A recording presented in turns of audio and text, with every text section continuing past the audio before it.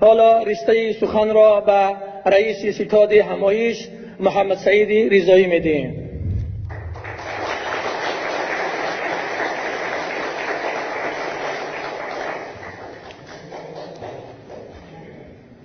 به نام خداوند مهربان و نهایت بارحم. السلام علیکم و رحمت الله و برکاته.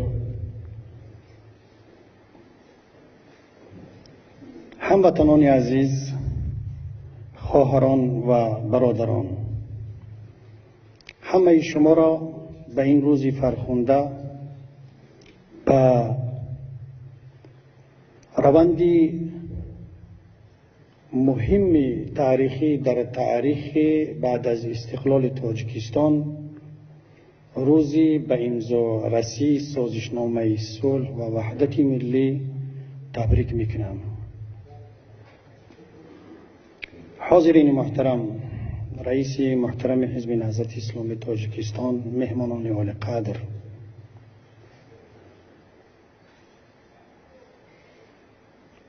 همه شما را از صمیم قلب برای دعوت ما را پذیرفتن و به این چاره‌بینی شرکت کردن خیر مقدم میگویم. خوش آمدید، نوری دیده تاج سر. من خودم را خیلی هم مفتخر میدونم که رهبری ستادی چنین یک چاره‌بینی مهم را در تاریخ کشورم و برای ملت عزیزم به عهده داشتم و تجلیل و تقدیر این روز را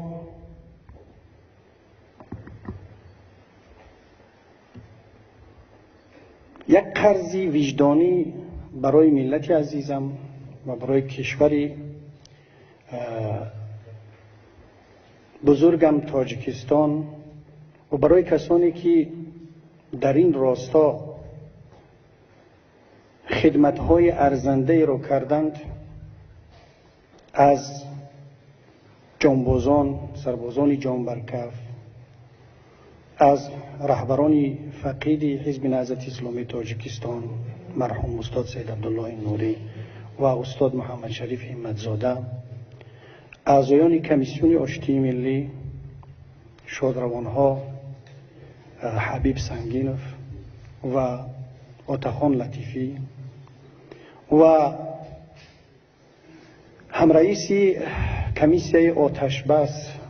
برادر عزیزمان حاجی مظهر رحمت الله علیه و همه اعضایان کمیسیه آشتی ملی که خیلی هم زحمت زیاد کشیدند و این هدیه ارزنده را برای ملت و برای کشور تقدیم کردن، من قرض وجدانی می دارم که اینها را همش را تقدیر بکنیم. و همزمان از برادرانی که در این کار برای من همکاری کردند، در این ستاد، اعضایان ستاد این چاره‌بینی و مخصوصا اعضایان زیر ستادی که از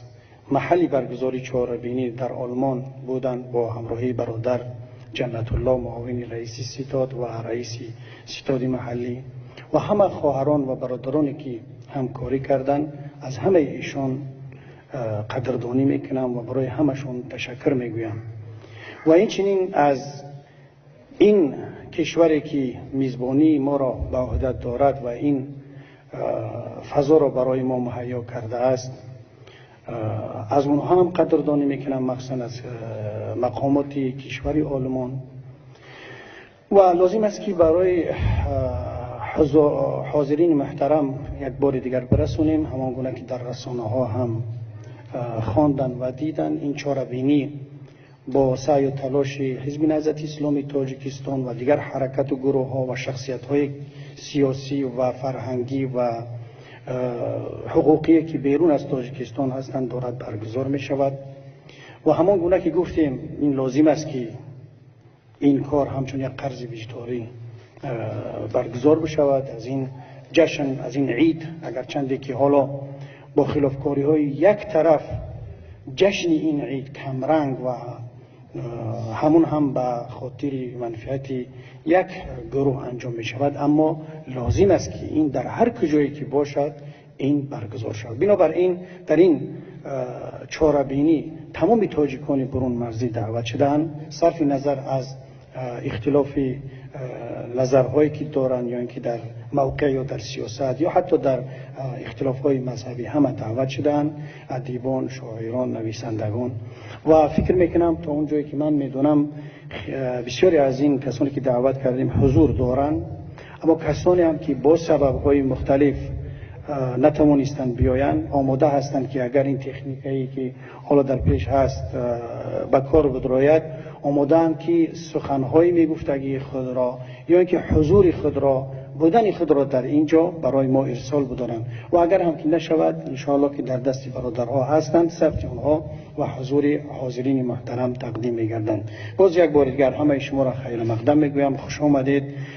به این چهاربینی مهم ملت و کشور عزیزمان تاجیکستان. سلامت باشید.